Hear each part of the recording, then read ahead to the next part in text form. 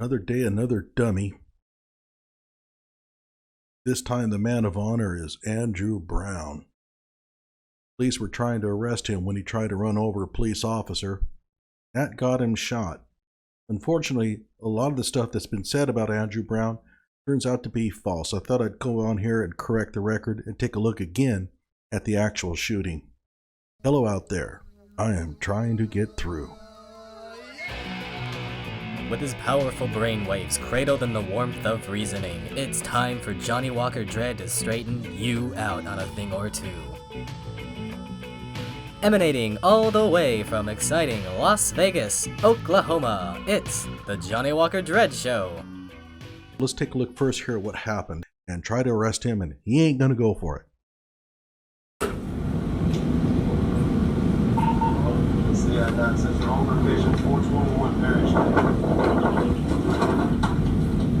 Okay, so here they come, and they're gonna act fast. Go, go, go, go!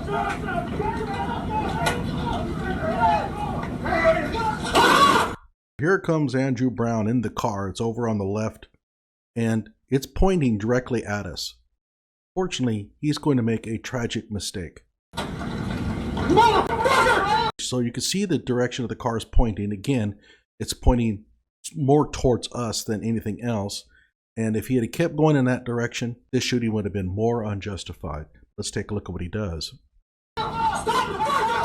Okay, you can see the police officer over on the right, and Andrew Brown is going to turn the vehicle into him. Big mistake. Okay, and he opened fire.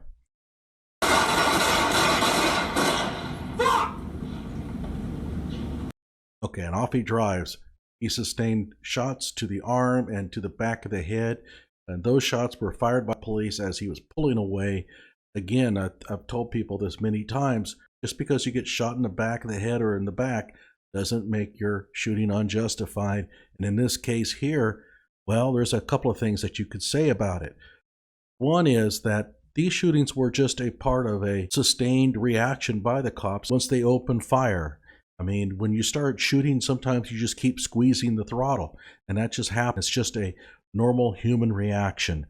The other one is that he has a felony warrant out on his arrest, and he is driving a vehicle. Is the vehicle a deadly weapon? Well, normally I would not think so. However, he did try to run over a police officer with it. And you're going to find also that we didn't get to see it, but he tried to back up over a police officer and even hit him. He has struck a police officer, and he's turned his car intentionally in to strike a police officer. They are justified in opening fire. Don't like it? Well, don't be doing these stupid things, and you won't have that problem. My first reaction to this video was that the police officer may have jumped in front of the car. Police officers have a bad habit of doing that. You know, you jump in front of a car, as far as I'm concerned, it's too bad if you get run over. Cops need to quit doing that crap. In this case, however, he turned the car towards the police officer and tried to hit him. What have people been saying about Andrew Long? Well, let's take a look. So you can just type in here, Andrew Brown rap sheet, and you get Andrew Brown Jr. was charged with 100 crimes and did 8 stints in jail. But you have to look at the source, Daily Mail. I never trust the Daily Mail. That is a UK tabloid.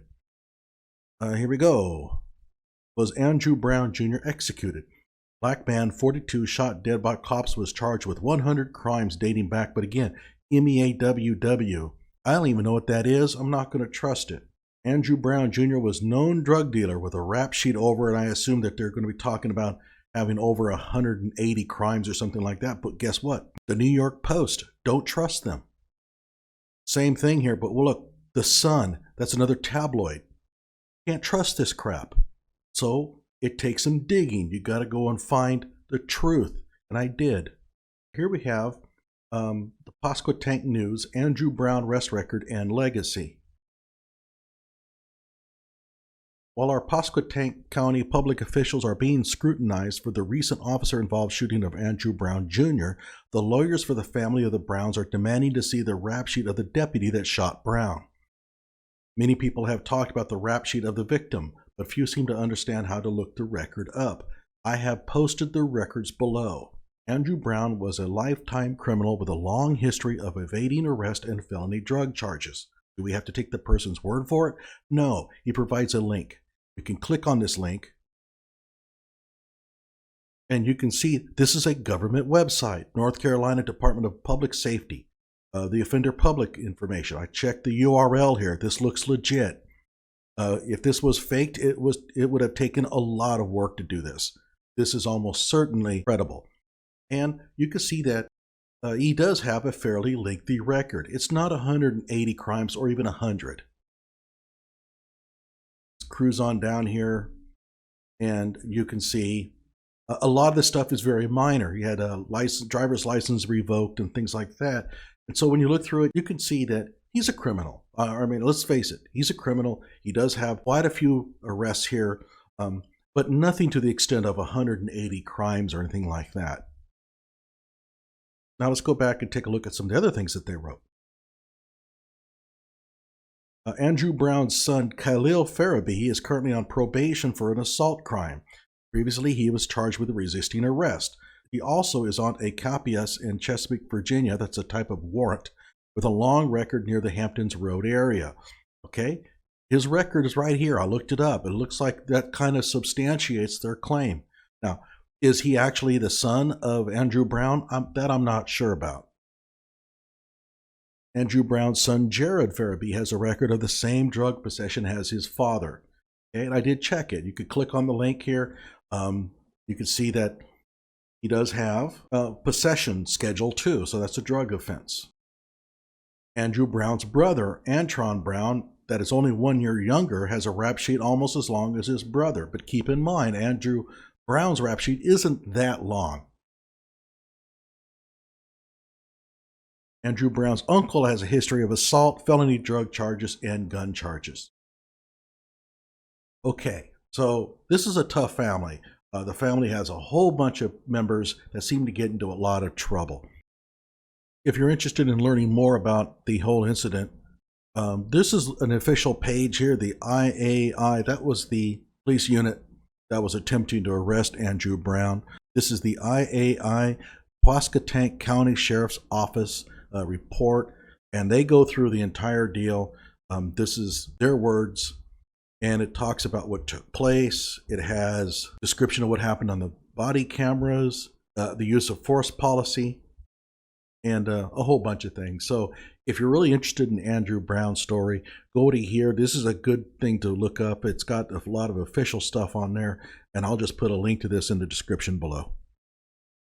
So if we go back and reflect on this whole deal, it comes down to this. When the cops come, and they have an arrest warrant out for you, you might as well go ahead and allow yourself to be arrested because they're going to get you anyway. And you know what? They could end up killing you very easily. And you do things that make it easy for them to justify it. If he had driven straight, he might have been able to claim that the police officer jumped in front of his car. However, that wouldn't do any good since he's dead. It doesn't do any good to be in the right if you're dead. Don't do stupid things that get you killed. And in this case, backing up and hitting that police officer and then turning the wheel in to try to run over another police officer got him killed. This is a justified shooting. And you can rant and rave and loot and pillage and burn, and it ain't going to make any difference. Like my video and subscribe to my channel.